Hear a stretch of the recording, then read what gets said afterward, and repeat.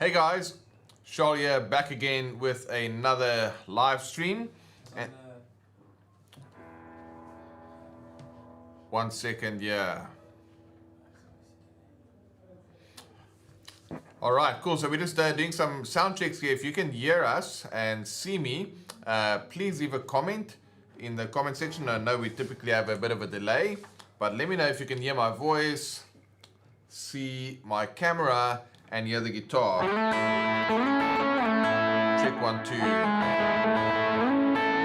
Sound check 1, 2, 3, 4. Everything is looking good from my side, so I'm just going to wait for that bit of a delay to finish up, and then you guys can just let me know in the comment section if you can hear me. All right. Okay, fantastic. Looks like we have got coming through loud and clear. All right, so today we are going to be talking about arpeggios. All right, good morning. This is Al. How's it going?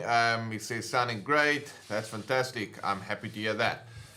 Today is all about arpeggios, and I'm going to give you a quick lesson on arpeggios. I'm going to show you a couple of cool ways in which you can use that. So if you are here for the replay, leave us a comment, hashtag replay. We know with the different time zones, different people aren't able to catch us live. Right now it's 4 p.m. here in South Africa, and that means it's fairly late in Australia and fairly early in Pacific, and it's like literally 4 a.m. in Hawaii, right? So we got an international audience, but if you're catching the replay, let us know. All right, and Auntie from Finland says video and audio fine. Okay, excellent. So if we got a lift off in terms of video and audio, then we are just gonna kick us off right away. So today we're gonna talk about a big problem that a lot of guitar players have, which is the fact that when they try and come up with guitar parts, they mostly use scales, and then they can't quite get the guitars to sound the right way, or their parts to sound the right way, because what's happening is it sounds very much like scales, right? And we've been discussing this a lot. One of the easiest ways that I give our students is to use 4/2 voicings, but today I want to talk to you about arpeggios. What we're going to do in essence is going to literally find a better way to map out all of the notes for a chord progression. All right, so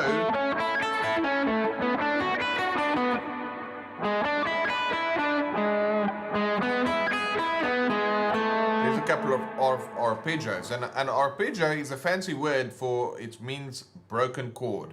So instead of playing A like this, I'm playing, instead of playing B minor as a bar chord, I'm playing, instead of playing F sharp minor like that, I'm playing, and instead of playing E like this, I'm playing,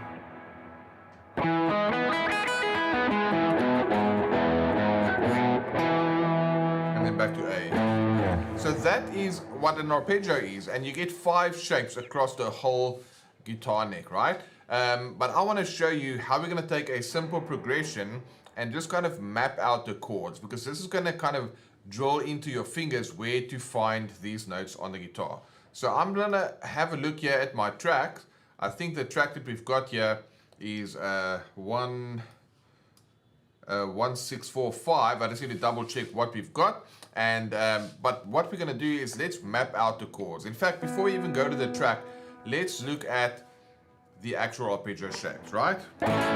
You will need to learn the different shapes, but it's very similar to a bar chord. If you look at the first one here, we're literally just playing. All right, now most guitar players unfortunately don't learn these shapes, or when they do, they just use them in isolation, right?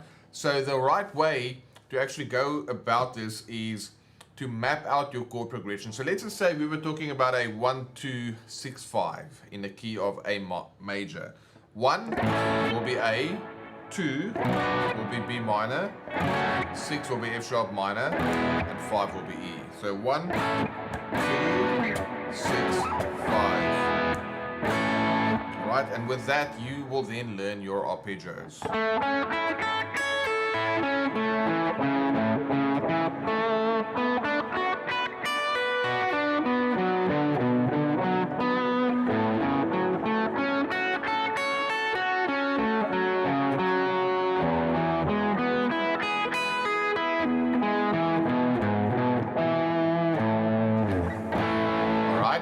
we are going to see how can we use that in a musical scenario. But before you even want to think about, and this is probably the biggest lesson I can give you today, before you start thinking about how can you use these in a musical way, just literally map out your chord progression, right? So let's take we move on from that progression, which was a 1, 2, 6, 5. Let's do a 1, 4, 6, 5. So it's going to be A major. 4 is going to be a D. I made a mistake there. Then F sharp minor, like I've just shown you. And then E. You can probably already hear it sounds very classical, and if you know players like Ingvar Malmsteen, who does a lot of sweep picking and so forth, that's the kind of stuff that they use in neoclassical music. We're not going to do that approach. Let me play a backing track here, 1, 4, 6, 5 in the key of A, and I'm just going to map out the chord progression. Let's listen to this. So for A,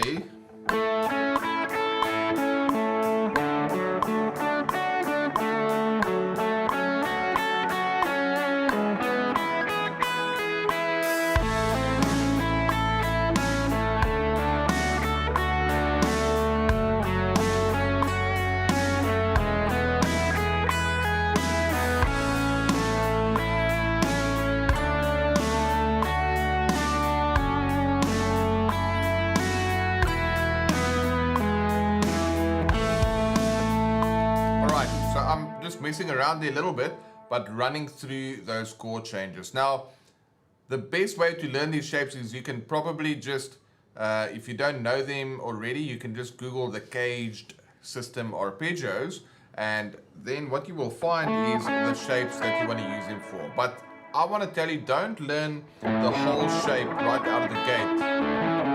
Just focus on these 4 higher strings to start with. So in A major, my arpeggio is going to look like this. So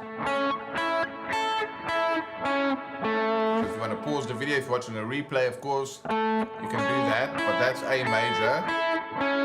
In fact, I can go to our second angle here, so you can see that a little bit better. That's A. D will be. F sharp minor will be. E will be. Now let me use that over this track again. I'm literally just going to spell out the chords that literally just maps out the progression. And then after that, I'm going to show you how you can come up with some melodic ideas. So here we have A, D, F sharp minor, E, or A, D, F sharp minor, up, down, up,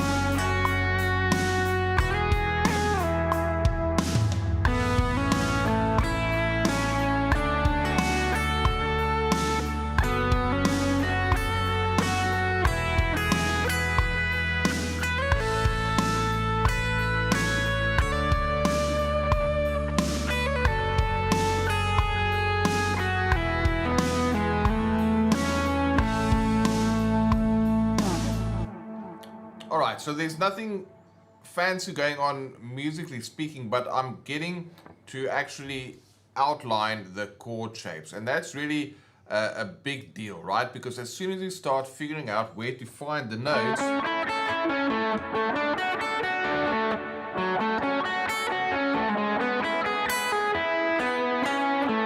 your fingers are going to be required to do shapes that you've not been used to, because most guitarists, when they play this kind of stuff, they'll just go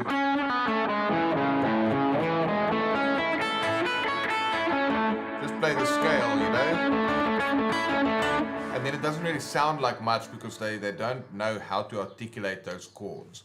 All right, it's very important that you learn how to outline the chord progression. So let me know if that makes sense, and if that does make sense, then what we can do now is we can come up with some exercises that you can use for these arpeggios, and then I'll show you some melodic applications that you can use with the arpeggios as well. In fact, I use some of them towards the end of that example. All right, so let me know in the comments section there if that all makes sense, and then I'm going to see if I can create some of these tracks for us. Again, we'll see we've got a 1465 in 90 beats a minute, and then we'll just play over that progression a couple of times. But let me know if this all makes sense to you, and then we'll move right along.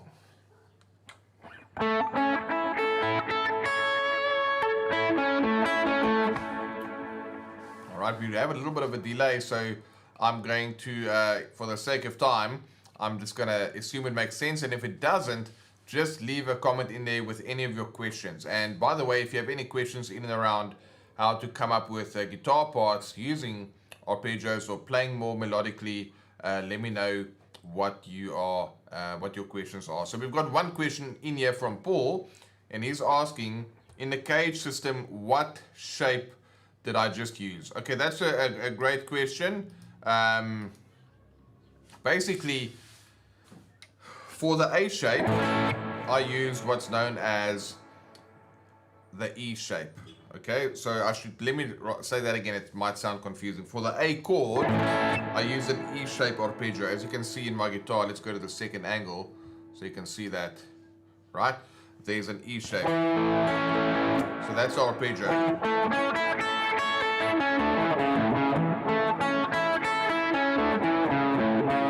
Okay, and then my next chord was a D, which is going to be an A shape. So there's my A chord. Then we add F sharp minor, and in this case I'm using like what would be considered to be a D minor shape, because if we play D minor over there and then just move it up, this is F sharp minor. And then for E I use a C shape. There you can see the C chord. And then A. So the A is the E shape, the D is the A shape, the F sharp minor is the D shape, and then the E major is the C shape. Okay, that means I can actually play that same thing up here. I can do A with a C shape. For A it's going to be the E, for D it's going to be the E shape. For F sharp minor, it's going to be the A shape. And then for E, it can be the G shape. So it doesn't really matter where you're playing it, each chord will have 5 different shapes. So Paul, that's what I used there. Anti's saying, makes sense. Edwin says, yes, all makes sense. And Vince says, this is really helping. That's awesome. I'm super happy to hear that. Now, what is next? Well, the first step is take your progression and learn to map it out.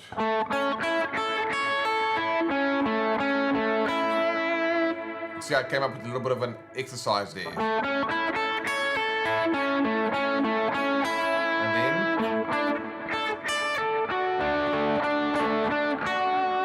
then F sharp minor.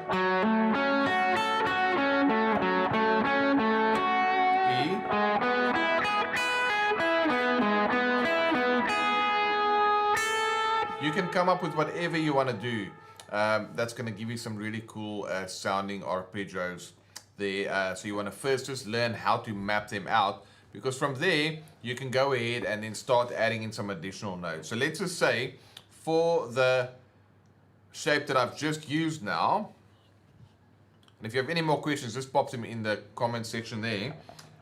if I'm playing A like this, okay, those are just chord tones. So if you guys have been following us for a long time, or for any time, then you know in order to get some interesting sounds, I have to use non-chord tones. So now I can go, because that's my chord tone, so I use a note after it and a note before it. And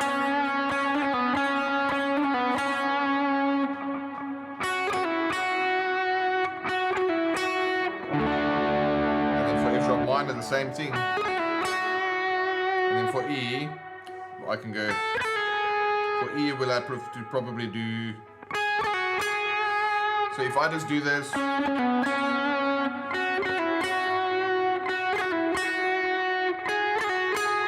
let's put on a track, and I'm going to use that little exercise I've just done.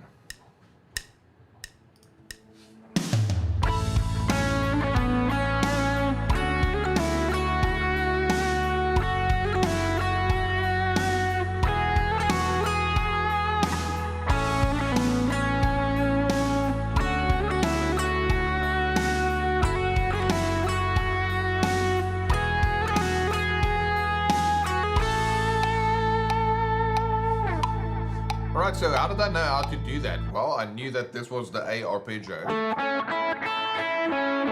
then if I started on the chord tone, I go with the note after it and a note before it. And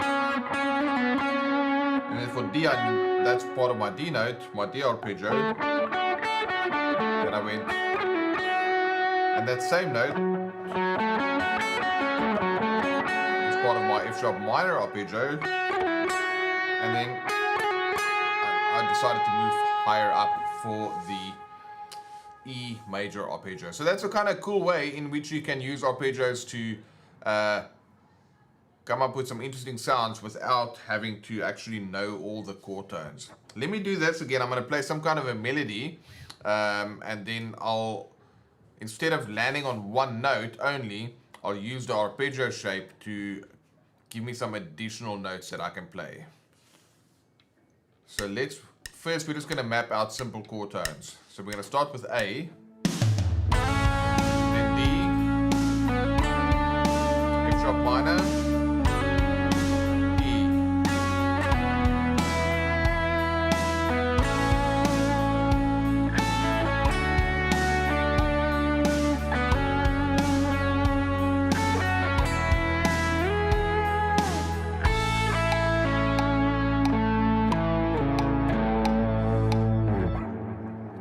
Alright, so you can just see there how I'm adding in additional notes, right?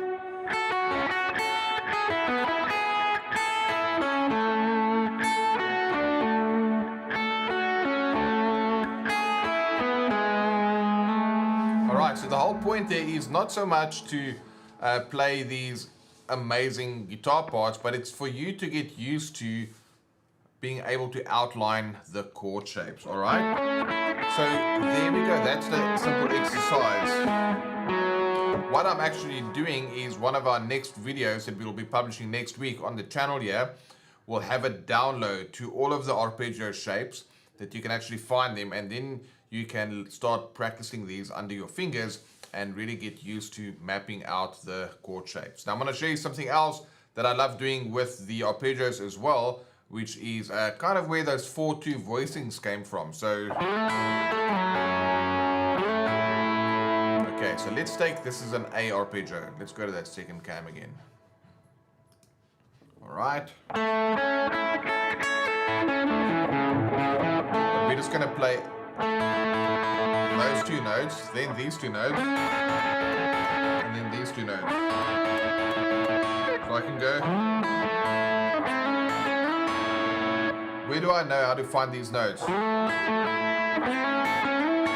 are all from the arpeggio. Why? Because this is... Okay.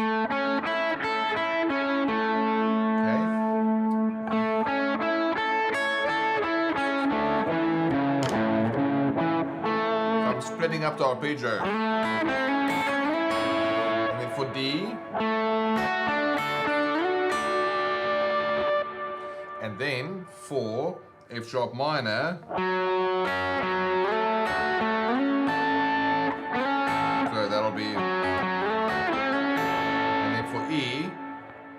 if we wanted to do that, it'll be... So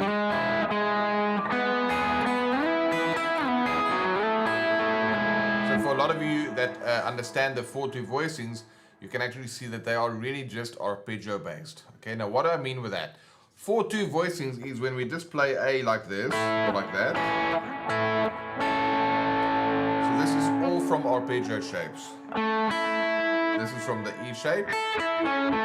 This is from the G shape.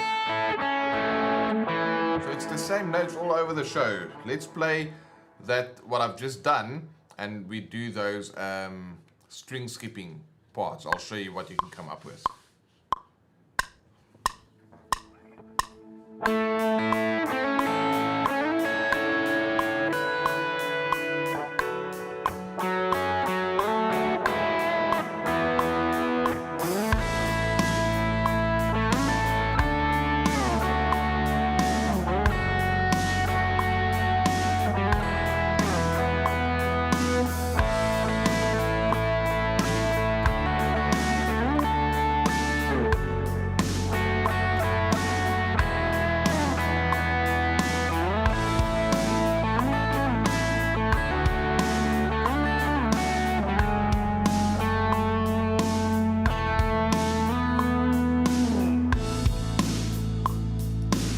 These are all arpeggio based notes, and I'm just playing up and down the guitar neck. Now, those, if you've followed us around and you've learned the 4/2 voicings, like I said, they literally all come from the arpeggio shapes. But this is a great way for you that, you know, if you are playing in A,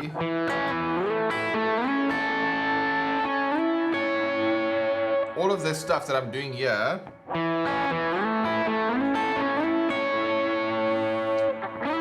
I want to be able to do that as close as possible in one position. So this E to C sharp, can you see how that's from the arpeggio shape?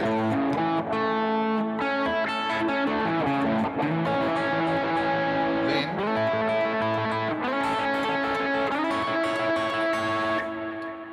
alright, I'll go slowly. This is A, another A, another A, another A. That's all across the neck. But I can do it here. And then you want to do the same for D. So that F sharp to D, you can do it there. Okay, and then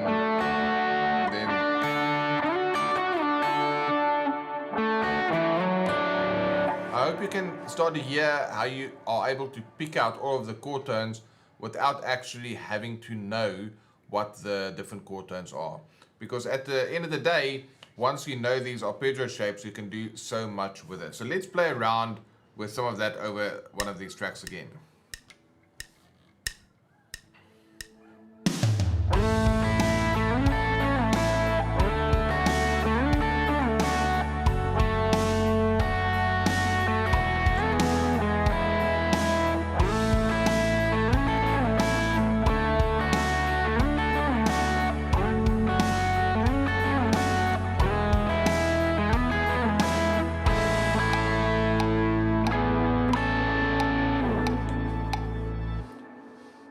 Like I said, the idea is not to play that exact line when you are playing worship, but the idea is to know where to find all of these chord tones, all right? Because like I just said, if I play A major with a G shape, that's where it is, and with an E shape, and then with we've got a D shape, and a C shape.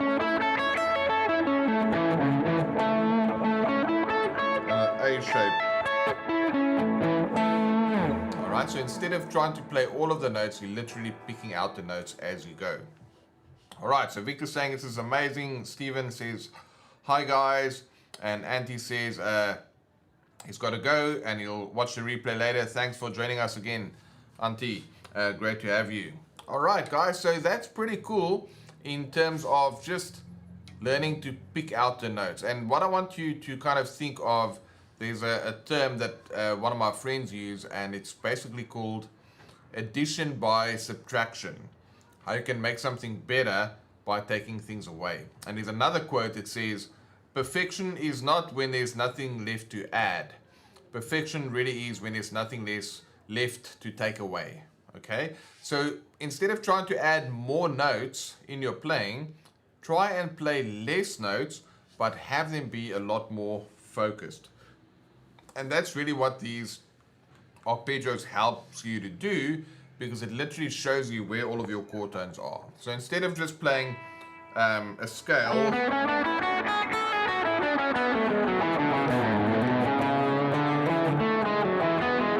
that's what most guitarists do. They just end up noodling.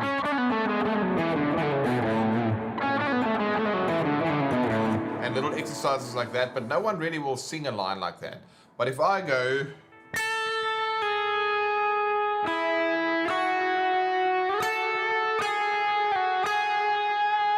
that's kind of more of a melody that you might hear in a song, right? Because it's mostly focused around chord tones, and then just using the non-chord tones for some interesting sounds. So let me know, guys, if that makes sense, and then I'm happy to answer any more questions. We've got a bit of a delay, but if you wanted to know anything more around arpeggios and how you can use them, let me know. Like I said, we've got a video coming out next week, and if you come back to the channel, then you'll see that video live, and it's going to be a download where you can get access to all of these arpeggio shapes, and that's just going to help you to kind of pick out the notes, right? One of the best things that you can do is learning all the shapes in one place of the neck.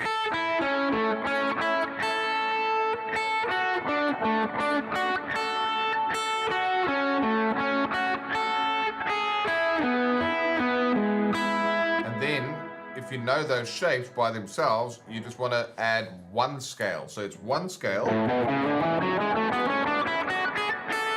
The same A major scale for all of them, because we're in a key of A. So you take the scale of the key that you're in, and then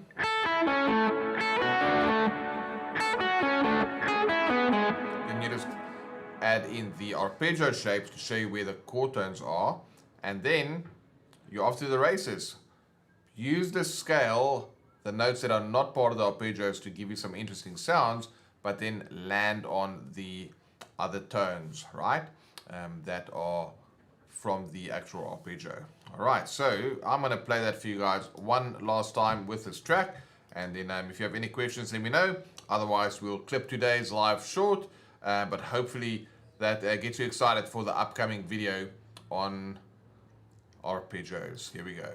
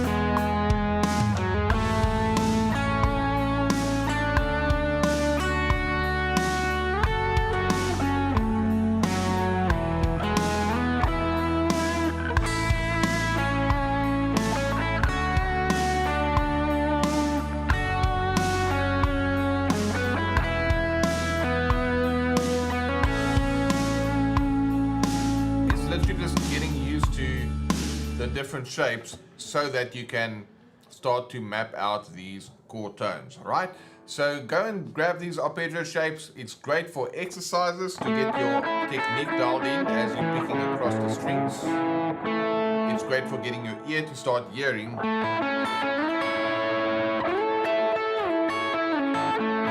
all those kind of things, the intervals, and then it's great for you to map out the chord tones so that when it's time to play a melody, you can just rely on your chord tones to show you what to play and where to play it. So let me know, guys, if this makes sense.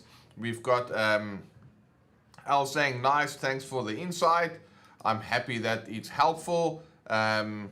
This is one of those things that when you practice it on its own, it doesn't sound like you'll use it exactly like that in a live situation, which is 100% right, but it will come in very handy when you are playing live, because now you've kind of had, you've done some of the drills to show you where to find the chord tones, right?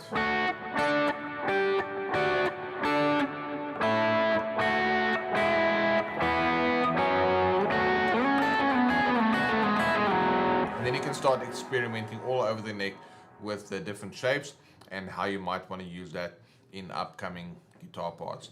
So a little bit of update. We've got the video coming up with arpeggios along with the shapes that you guys can check that out. And then below the description, or in the description of this video, I'll go and update it at the end of this replay. If you're not yet joined us in our Facebook group, make sure you come and join us there, because we'll be posting in more content in the Facebook group and be able to answer any of your questions. So happy to help you guys out with that. And we've got Joshua saying, you've helped me improve my triad vocabulary so much. Thank you and God bless. Yeah, I'm super happy to hear that, Joshua. The triads is really where it's at, because once you get to know these triads, you can do some really cool stuff with it, right? Whether it's open triads, closed triads, whatever the case may be, that helps you to map out all of the notes that you need in order for your playing to sound a bit more melodic and for it to work with the chords that you are playing over. All right, guys, so there we go. Thank you so much for dialing in today. Be on the lookout for our upcoming arpeggio lesson next week. If you have any questions, you can pop them in the comments section over here. We'll respond to as many of those as we can. And also come and join us in our Facebook group, because we'll be posting more and more content there in the upcoming days and weeks as well. And we've got a bunch of other exciting updates coming out. I won't spill the beans on that yet, but you guys will be the first to know in our next live session, which we'll have next week, Friday. And before then, we'll also publish a brand new video right here on the YouTube channel. So if you're not yet subscribed, make sure you hit the subscribe button and hit the bell icon, then you'll get notifications whenever we are releasing new videos like this.